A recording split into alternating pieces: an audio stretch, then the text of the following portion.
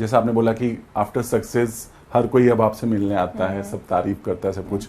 अब जो आपके रिश्तेदार जो आपको नहीं आगे बढ़ना देना चाहते, अब सब कॉर्डियल होते हैं, सब आते हैं और आपकी तारीफ करते हैं? हाँ, तारीफ वारी तो सब लोग करते हैं, बट अभी हम उन्हीं के कांटेक्ट में हैं जो हमारी इज्जत पहले भी करते थे। अच्छा। जब हम कुछ नहीं थे, जो मेरी माँ की इज्जत पहले भी करते हैं। हमारे कुछ ऐसे रिश्तेदार, जो मेरी मम्मा की चचेरी बहनें हैं कुछ, एक तो और भी रिलेटिव्स हैं हमारे, who actually had faith in me कि फरहाना एक दिन बहुत कुछ बड़ा कर देगी। और रेस्पेक्ट तब जब हमारे पास कुछ हिम्मत देते हाँ, तब जब हमारे पास कुछ नहीं था तब भी उनकी रेस्पेक्ट थी मेरे लिए, मेरी मदर के लिए। We are still in contact with those people only, we are not. अब समय बदल चुका है, कामयाबी में उनका भी हिस्सा है, राइट? या अभी कभी किसी की एक अल्फाज ही आपके लिए बहुत मैटर करता है, हिम्मत देता है। कभी कभी कोई आपका रिलेटिव आके बोलेगा और वो बोलेगा कि नहीं हमें तो पता है फरहाना बहुत अच्छा कुछ करेगी फ्यूचर में, वो आपके लिए बहुत बड़ी चीज होती है, हिट करती है, वो आप चीज याद रखते हो।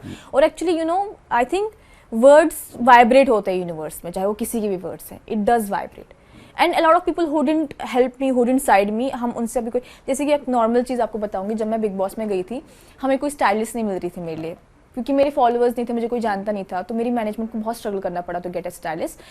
और जो डिज़ाइनर्स, मेरे कश्मीर के डिज़ाइनर्स थे, ये मतलब मुझे आज हंसी आती है जब मैं बात सोचती हूँ। जो हमारे कश्मीर के डिज़ाइनर्स थे उनको कांटेक्ट किया गया था, तो सब लोगों ने बहुत नाटक किया था। किसने कहा था कि नहीं हम तो पैसे लेंगे, किसने कहा था कि अच्छा ठीक है उसको 1-2 हफ्ते रहने दो, अगर वो 1-2 हफ्ते सर्वाइव किया फिर हम तीसरे हफ्ते से कपड़े देंगे। मतलब उम्मीद नहीं थी कि मतलब किसी मेरे अपने कश्मीर के डिज़ाइनर्स हैं, बहुत कितने बड़े बड़े टॉप ब्रांड, टॉप डिज़ाइनर्स हैं, जिनने तब हमें हमारा साथ नहीं दिया। जहाँ जिनके साथ मेरा पर्सनल इक्वेशन भी था, उन्होंने भी मेरा साथ नहीं दिया उस टाइम, क्योंकि सबको लगा क्या ही करेगी, तो एक हफ्ते में ही वापस आ जाएगी, बाहर आ जाएगी। उन्हें नहीं पता था ये फरहाना का शो है। यस, बट देन मैं अभी भी उनकी मैसेज देखती हूँ, और जब मैं घर की, मैं आई वाज वेरी डिसहार्टेंड, क्योंकि अगर कोई और होता मुझे कोई फर्क नहीं पड़ता, बट कश्मीर से जिस जगह से मैं आई हूँ वहां से लोग अपना घर, exactly, they didn't support me. तो फिर जब मैं बिग बॉस में आई, मैंने उससे पहले ही अपनी टीम को वर्क किया, मैंने कहा अब अगर ये लोग मरेंगे भी ना, इनसे कोई कपड़े मत लेना। एंड आप इंस्टाग्राम देखो, मेरे उन्होंने कितने मैसेज किए, कॉल्स किए कि अब हमें फरहाना को एक आउटफिट भेजना है, कोलैब करना है, अभी भी कर रहे हैं। मैंने कहा नहीं करना है। और वो बड़े बड़े ब्रांड्स हैं, ऐसे नहीं कि छोटे ब्रांड्स हैं, यूएस बेस्ड, मतलब कश्मीरी ब्रांड्स है, लेकिन अभी वो यूएस शिफ्ट है या दिल्ली शिफ्ट है या यूके शिफ्ट है, बड़े ब्रांड्स है। अभी देर कि नहीं हमें आउटफिट भेजना है फरहाना को, मैंने क्लियरली मना कर दिया कि नहीं भेजना, हमें नहीं चाहिए कोई।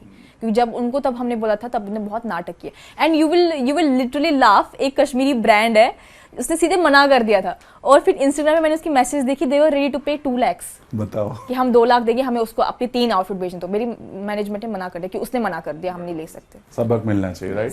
क्योंकि आप खुद को बढ़ावा नहीं दोगे अपने होम टाउन को। फरहाना, कभी इंडस्ट्री में आपको रिजेक्शन या नेगेटिविटी का ऐसा कुछ सामना करना पड़ा, जिससे आप टूट गई हो? क्योंकि ये एक ऐसा इंडस्ट्री है जहाँ रिजेक्शन से हर इंसान टूट जाता है, राइट?